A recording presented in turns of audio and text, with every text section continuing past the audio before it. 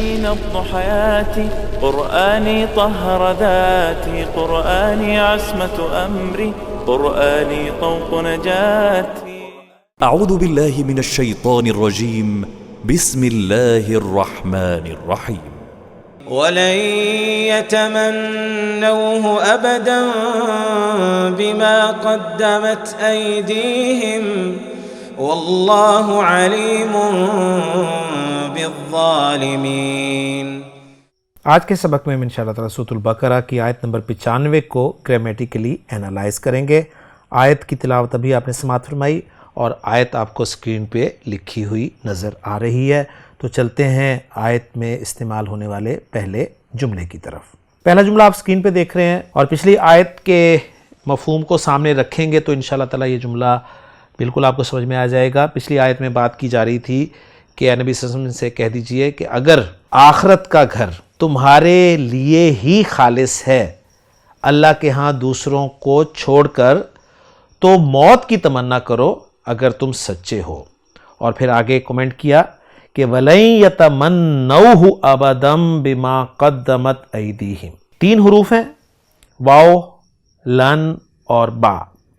واو جو ہے یہ استئناف کی ہے، واو استئنافیہ کہلائے گی. لن آپ کو پتہ ہے کہ حروف ناصبہ میں سے ہے. اب میں انہی کی زبان بولنے لگ گیا ہوں. ہم نے پڑھا ہوا ہے کہ فعل مضارع کو خفیف کرنے کے لیے جو حروف استعمال ہوتے ہیں ان میں سے لن ایک ہے اور ان کے مطابق یہ حروف جو ہیں حروف ناصبہ کہلاتے ہیں. تو بہرحال فعل مضارع سے پہلے لن آئے گا اور فعل مضارع کو خفیف یا منصوب کر دے گا اور فعل مضارع میں زوردار نفی پیدا کرے گا اور فعل مضارع کے معنی کو مستقبل کے ساتھ خاص کر دے گا. تو یتمنو، اب یہاں پر نوٹ کریں یتمنو جو ہے یہ خفیف ہو کر آیا ہے، یہ اصل میں تھا یتمنونا، یتمنونا، تو جو کہ اصل میں یتمنا یونا تھا جس میں سے یا کو ڈراپ کر دیا گیا اور اس مادے پہ ہم پہلے بات کر چکے ہیں تمنا یتمنا سے. تو فعل مضارع خفیف ہو کر آیا ہے، نون ڈراپ ہوا ہے، الف لگنی چاہیے تھی لیکن الف اس لیے نہیں لگی نظر آ رہی ہے آپ کو کیونکہ آگے ضمیر جو ہے وہ مفعول کے طور پر استعمال ہو رہی ہے. تو یہ جتنے بھی صیغے الف والے ہوتے ہیں یعنی ماضی کا صیغہ ہو چاہے تیسرا چاہے خفیف یا اخف ہونے کی صورت میں جو الف لگ جاتا ہے وہ ہوں، ان کے بعد جب بھی ضمیر مفعول کے طور پر آ رہی ہوتی ہے تو پھر وہ الف لکھنے میں نہیں آتا. تو یتمنو ہا کی ضمیر موت کی طرف ہی جا رہی ہے اور لن یتمنو، یتمنو میں آپ کو فعل بھی نظر آ رہا ہے، فاعل بھی نظر آ رہا ہے اور مفعول کی ضمیر بھی نظر آ رہی ہے. یعنی واو جو ہے وہ فاعل کی ضمیر ہے، ضمیر مرفوع متصل، اور ہا کی ضمیر جو ہے یہ ضمیر منصوب متصل ہے. ترجمہ ہم کریں گے لن یتمنوہ، وہ ہرگز تمنا نہیں کریں گے اس کی، اور وہ ہرگز اس کی تمنا نہیں کریں گے. پھر اس کے بعد آگے لفظ آ رہا ہے ابدن. ابدن میں ایک چھوٹا سا میم بھی لکھا ہوا نظر آ رہا ہے، اس کی وجہ یہ ہے کہ آگے با آ رہا ہے تو ابدن نون پہ ختم ہو رہا تھا، تو نون ساکن کے بعد جب با آ جائے تو پھر نون ساکن کی آواز نہیں پڑھی جاتی بلکہ میم کی آواز پڑھی جاتی ہے. ابدم بما اس طرح پڑھا جائے گا. تو ابدن جو ہے اس کے بارے میں ذرا سمجھ لیں کہ یہ ابدن جو ہے یہ ایک ظرف ہے، ظرف زمان ہے اور مستقبل کے لیے آتا ہے اور اس کا تعلق پھر اس کو متعلق ہم کر دیں گے یتمنو فعل کے. کلیئر ہو گیا؟ چونکہ ظرف ہے ابدن اس لیے ہمیشہ منصوب استعمال ہوگا، صرف زمانہ مستقبل کے لیے آتا ہے اور نفی و اثبات یعنی منفی یا مثبت دونوں جملوں کے ساتھ استعمال ہوتا ہے. مثلا کہتے ہیں کہ افعلہ ابدن، افعلہ ابدن میں اسے آئندہ ہمیشہ کروں گا، میں اسے آئندہ ہمیشہ کروں گا. یا بطور نفی بھی ہم استعمال کر سکتے ہیں ایسے کہ لا افعلہ ابدن، میں یہ آئندہ کبھی بھی نہیں کروں گا. اس سے پھر یہ کسی حالت یا کیفیت وغیرہ کے ہمیشہ جاری رہنے جس کو ہم استمرار کہتے ہیں اس کا مفہوم دیتا ہے، یعنی ہمیشہ کے لیے یا ہمیشہ ہی. اور اسی مفہوم میں قرآن کریم میں اکثر خالدینہ کے ساتھ بطور تاکید استعمال ہوا ہے. قرآن کریم میں یہ زیادہ تر منفی جملوں کے ساتھ کبھی نہ ہوگا کے معنی میں استعمال ہوا ہے، تاہم مثبت جملوں کے ساتھ ہمیشہ ایسا ہوگا کے معنی میں بھی استعمال ہوا ہے. یاد رہیں کہ ابداً ماضی کے ساتھ کبھی استعمال نہیں ہوتا. مثلا اگر کہنا ہو کہ میں ہرگز ایسا کبھی نہیں کروں گا تو عربی میں کہیں گے لا افعلہ یا لن افعلہ ابدا. کلیئر ہو گیا؟ اور اگر کہنا ہو کہ میں نے ہرگز کبھی ایسا نہیں کیا تو اس صورت میں عربی میں کہیں گے ما فعلتہ یا لم افعلہ قطو. قطو کا لفظ جو ہے یہ مبنی بر ضمہ ہے، ظرف ہے، اس کو ایسے موقع پر استعمال کیا جاتا ہے.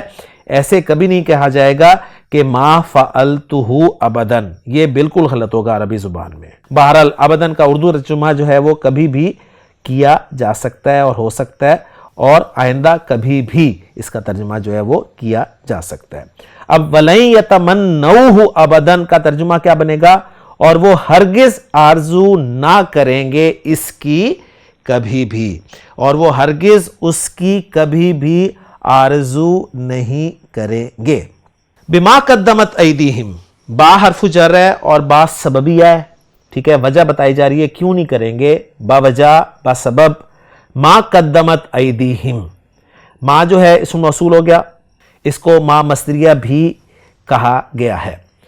ما موصول کر لیں تو قدمت اس کا صلہ بن جائے گا، اگر مصدریہ ہو تو بھی صلہ بنے گا، لیکن بس فرق یہ ہوتا ہے کہ جب موصول ہوتا ہے تو پھر صلے میں عائد کا ہونا ضروری ہوتا ہے، جبکہ مصدریہ کی صورت میں صلے میں عائد کا ہونا ضروری نہیں ہوتا. قدمت، قدم یقدم تقدیماً باب تفعیل سے فعل استعمال ہوا ہے. ٹھیک ہے، آگے کرنا کے معنی میں. تا جو ہے آپ کو بتا رہی ہے کہ یہ مؤنث کی تانیث کی علامت ہے، اور اس کا فاعل جو ہے وہ صیغہ نمبر 4 ہے. یہ تو آگے آ سکتا ہے، تو مرفوع ہم دیکھیں آگے آئے گا تو اس کا فاعل قرار دیں گے. تو آگے جو آ رہا ہے وہ ہے ایدیہم. اب یہاں پر ہمیں بظاہر تو کوئی مرفوع نظر نہیں آ رہا، لیکن اگر آپ تھوڑا سا غور کریں تو ایدی جو ہے یہ مرفوع ہی ہے. ایدی جو ہے یہ مضاف ہو کر آیا، اس لیے آپ دیکھیں کہ ہم کی ضمیر جو ہے، جو کہ اصل میں ہم تھی اور پیچھے یا ساکن ہونے کی وجہ سے ہم کو ہم جو ہے حفظ کی قرات میں لکھا اور پڑھا جاتا ہے. یہ مرکب اضافی ہے اور یہ قدمت کا فاعل ہے. ایدن یہ جمع ہے یدن کی، یدن واحد، یدانی مثنیٰ، اور ایدن یہ جمع. ایدن اصل میں ایدیون تھا، ایدیون یہ اسم منقوص ہے. اور اسم منقوص کس کو کہتے ہیں؟ اسم منقوص کہتے ہیں اس اسم کو جس کے آخر میں یا ما قبل کسرہ ہو. تو یہ ایدیون تھا، ایدیون. تو ایسی صورت میں مرفوع اور مجرور فارم میں جو ہے وہ یا کو حذف کر دیا جاتا ہے، اور جو دال ہے یعنی جو یا سے پہلے والا حرف ہے اسے ڈبل حرکت لگا دی جاتی ہے. تو ایدیون سے ایدن بن گیا مرفوع فارم میں بھی اور مجرور فارم میں بھی، لیکن منصوب فارم میں یہ ایدین ہی رہا. کلیئر ہوگی بات؟ اور یہ یا جو ہے دو صورتوں میں واپس آ جاتی ہے اسم منقوص کی. اگر اسم منقوص پر الف لام داخل ہو جائے تو یا واپس آ جاتی ہے، اور دوسری صورت ہوتی ہے کہ اسم منقوص جب مضاف بن رہا ہو تو بھی یا واپس آ جاتی ہے. تو یہاں پر اسم منقوص چونکہ مضاف بن رہا تھا اس لیے آپ کو یا نظر آ گئی، یعنی واپس آئی ہوئی نظر آ رہی ہے. تو ایدیہم ان کے ہاتھ. تو قدمت ایدیہم، قدمت فعل ہو گیا اور ایدیہم جو ہے یہ اس کا فاعل ہو گیا. قدمہ فعل اپنے فاعل کے ساتھ مل کر جملہ فعلیہ ہو کر یہ اسم موصول ما کے لیے صلہ بن گیا. اسم الموصول ما اپنے صلے کے ساتھ مل کر مجرور ہو گیا با حرف جر کے لیے، اور با حرف جر اپنے مجرور کے ساتھ مل کر متعلق ہو گیا یتمنو فعل کے. یتمنو فعل اپنے فاعل مفعول بہ متعلق اور another متعلق یعنی جار مجرور کو بھی متعلق ہم نے بنایا، اس سے مل کر جملہ فعلیہ بن گیا. تو ترجمہ کریں گے اور وہ ہرگز اس کی آئندہ کبھی بھی تمنا نہیں کریں گے با سبب یا باوجہ اس کے جو ان کے ہاتھوں نے آگے بھیجا. اور ذہن میں رکھیے گا ما موصولہ کی صورت میں ضمیر عائد جو ہے وہ محذوف مانی جائے گی. اس کے بعد اس آیت کا آخری حصہ جو کہ ایک جملہ اسمیہ ہے وہ ہمارے سامنے آ رہا ہے واللہ علیم بالظالمین. یہاں بھی بالکل وہی قاعدہ اپلائی ہوا ہے. علیمن تھا، نون ساکن کی آواز تھی، آگے با آ گیا تو نون ساکن کی آواز نہیں آئے گی بلکہ میم کی آواز نکالی جائے گی. وہ میم چھوٹا سا ہمارے ہاں مصحف میں لکھ دیا جاتا ہے. واو جو ہے یہ مستانفہ ہے، اسم اللہ مبتدا ہے اور علیمن جو ہے وہ خبر ہے.